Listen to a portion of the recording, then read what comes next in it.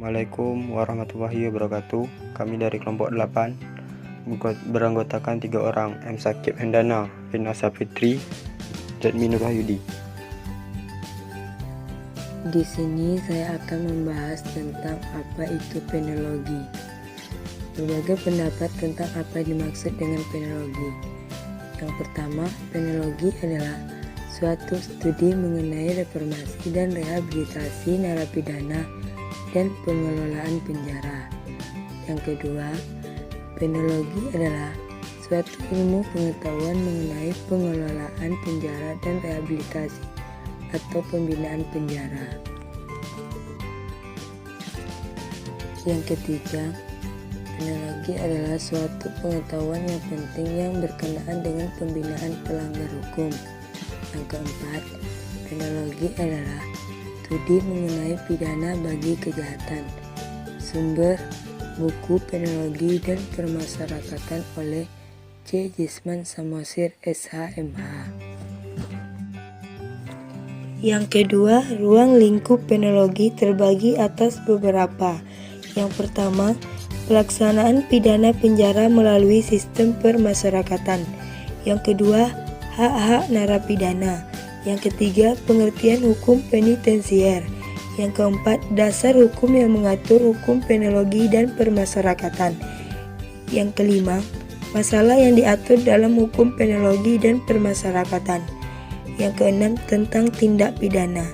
Ini bersumber dari buku Penologi dan Permasyarakatan oleh Gunadi SH. M.Hum, MSI, dan Oci Sanjaya SH. MH.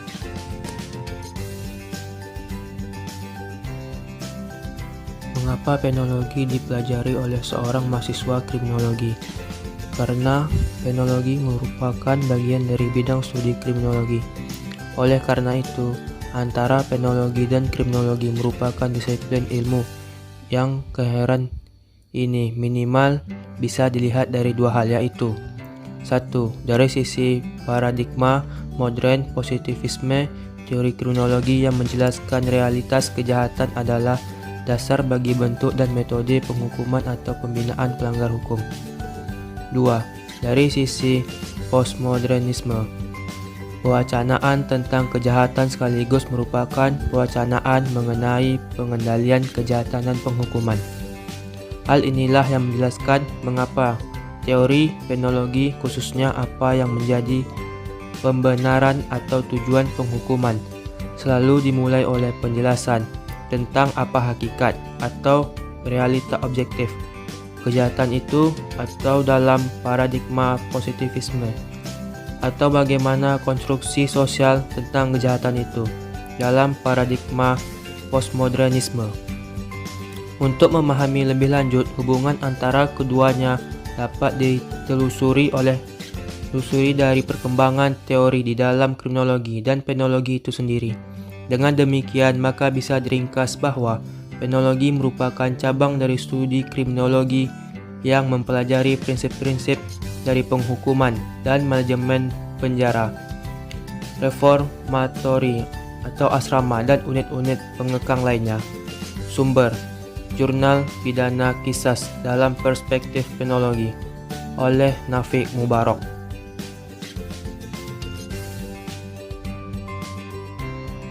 5 mazhab pemidanaan.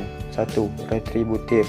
Teori retributif memandang bahwa pemidanaan merupakan pembalasan atas kesalahan yang telah dilakukan sehingga berorientasi pada perbuatan dan terletak pada terjadinya kejahatan itu sendiri. Teori ini mengedepankan bahwa sanksi dalam hukum pidana dijatuhkan semata-mata karena orang telah melakukan sesuatu kejahatan yang merupakan akibat mutlak yang harus ada sebagai suatu pembalasan kepada orang yang melakukan kejahatan, sehingga sanksi bertujuan untuk memuaskan tuntutan keadilan. 2. Deterensi. Teori deterensi memandang bahwa pemidanaan bukan sebagai pembalasan atas kesalahan pelaku, akan tetapi merupakan sarana mencapai tujuan yang bermanfaat untuk melindungi masyarakat menuju kesejahteraan masyarakat.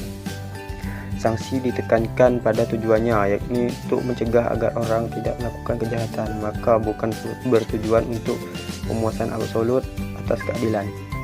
3. Rehabilitas. Tujuan asli dari hukum adalah untuk mereformasi pelaku dan mengubah dia menjadi anggota yang taat hukum dan masyarakat yang produktif.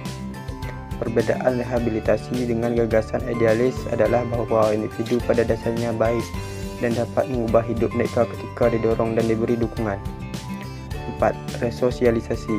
Resosialisasi didasarkan pada asumsi bahwa orang melakukan kejahatan karena ia tidak tersosialisasi dengan nilai dan norma yang berlaku di masyarakat, sehingga ia harus disosialisasikan kembali dengan nilai dan norma yang berlaku di masyarakat. Proses resosialisasi dilaksanakan di dalam institusi atau lembaga pemasyarakatan selama masa pidananya dan terpisah dari masyarakat luar. 5. Reintegrasi sosial merupakan kritik terhadap mazhab resosialisasi. Mazhab ini berasumsi bahwa proses resosialisasi narapidana harus melibatkan masyarakat luar penjara, sehingga dalam pelaksanaannya menerapkan adanya asimilasi bagi narapidana setelah mereka menjalani 2/3 masa pidananya. Pada tahap ini, narapidana dapat melakukan kontak dan komunikasi dengan masyarakat luar penjara, baik ke dalam maupun keluar. Programnya bisa berupa cuti menjelang bebas atau CMB dan cuti mengunjungi keluarga atau CMK. Sumber: Jurnal Pidana Kisah dalam Perspektif Penologi oleh Nafi Mubarak. Jurnal Restitusi sebagai Pidana Tambahan yang Bermanfaat bagi Pelaku dan Korban Tindak Pidana oleh Andreas Lukwira. Bingung mau kuliah di mana dan jurusan apa? Ayo bergabung bersama kami ke program studi kriminologi di Universitas Islam Riau. Yang mana jurusan ini cuma ada 3 loh di Indonesia. Universitas Islam Riau satu-satunya kampus di Sumatera yang ada jurusan kriminologi yang berakreditasi B. Kriminologi kuat. Pengen kuliah tapi masih bingung mau masuk jurusan apa? Ayo bergabung bersama kami di program studi kriminologi Universitas Islam Riau. Kriminologi kuat.